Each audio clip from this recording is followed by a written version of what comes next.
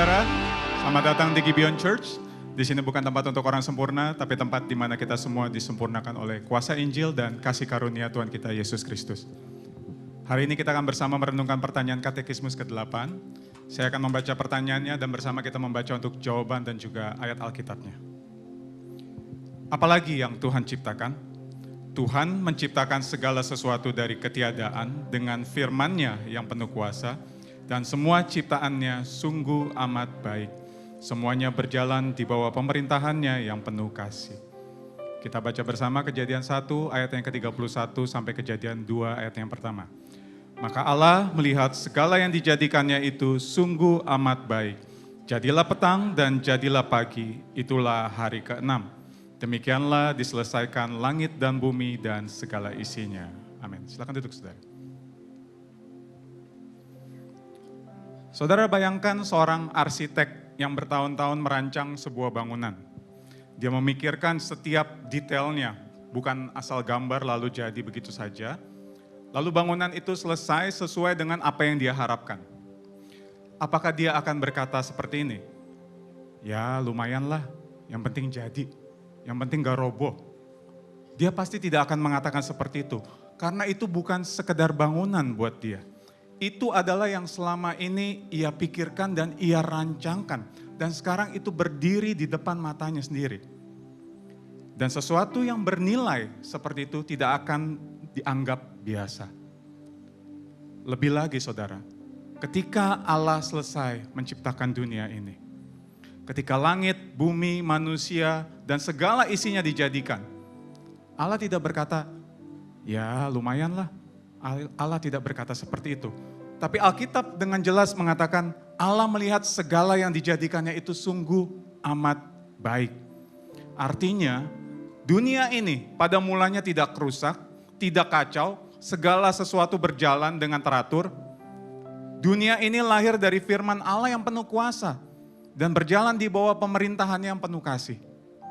Dan manusia sebagai bagian dari ciptaan itu diciptakan untuk hidup di dalam keteraturan tersebut. Namun kenyataannya sekarang yang kita lihat tidak demikian adanya. Ciptaan yang dahulu dikatakan sungguh amat baik, kini dipenuhi ketidaksempurnaan. Kebencian, keserakahan, kekerasan, bencana alam itu menjadi bagian dan realita yang kita lihat hari-hari ini. Apakah Tuhan salah mencipta? Tentu tidak. Semua itu terjadi akibat dosa. Sejak manusia pertama memberontak dari Allah, kita bukan hanya jatuh dalam dosa, tapi kita ingin menjadi penguasa atas hidup kita. Kita ingin hidup yang baik, tetapi tanpa tunduk kepada Sang Pencipta. Dan itulah akar dari kerusakan dunia ini. Tapi puji Tuhan, kisah ini tidak berakhir di sana. Allah tidak kehilangan kuasanya. Allah tidak membiarkan ciptaannya hancur. Melalui Yesus Kristus, Allah sendiri masuk ke dalam dunia ciptaannya yang rusak akibat dosa.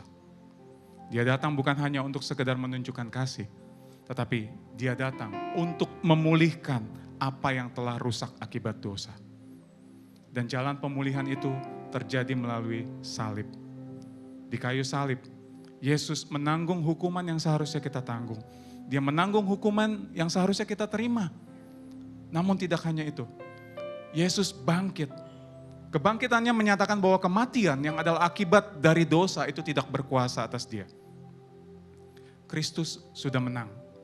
Tapi saat ini dunia belum sepenuhnya pulih.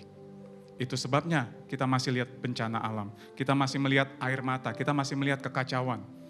Tapi Alkitab menjanjikan bahwa satu hari nanti Allah akan menghadirkan langit yang baru dan bumi yang baru.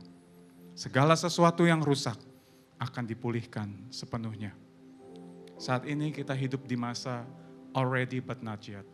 Segala sesuatu sudah ditebus, tetapi pemulihan atas segala sesuatu itu masih terus berjalan.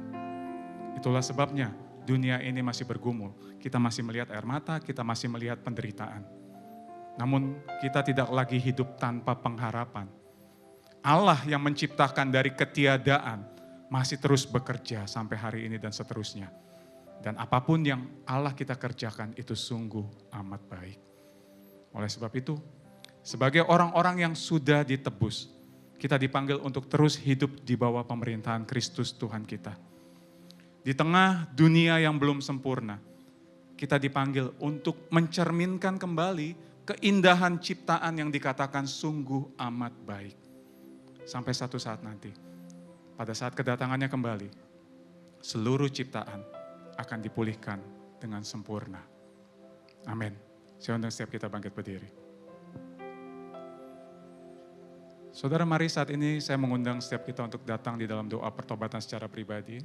Karena meskipun kita menyadari bahwa kita telah ditebus dan dipulihkan, namun terkadang kita ingin tetap mengendalikan hidup kita dengan keinginan kita sendiri. Kita ingin menjadi raja atas diri kita sendiri dan kita tidak mau tunduk di bawah pemerintahan Kristus.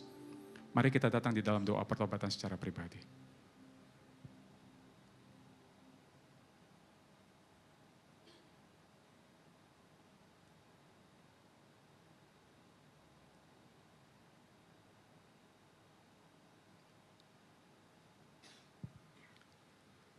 Ya Tuhan, kami mengucap syukur, terima kasih untuk karya-Mu yang begitu sempurna, yang menyelamatkan kami ya Tuhan.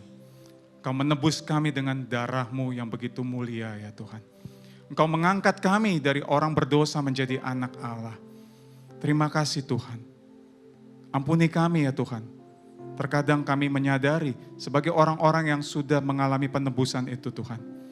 Kami masih ingin hidup dengan keinginan kami sendiri. Kami ingin menjadi raja atas hidup kami sendiri dan kami tidak mau tunduk di bawah otoritas-Mu. Ampuni kami Tuhan. Ya Allah Roh Kudus, tolong kami di dalam kami menjalani perjalanan iman di dunia ini Tuhan. Tolong kami untuk dapat mencerminkan ciptaan yang dikatakan sungguh amat baik itu ya Tuhan. Sehingga ketika orang melihat kami, orang melihat Kristus dan nama Tuhan dimuliakan. Terima kasih Tuhan. Di dalam nama-Mu Yesus Kristus kami berdoa. Amin.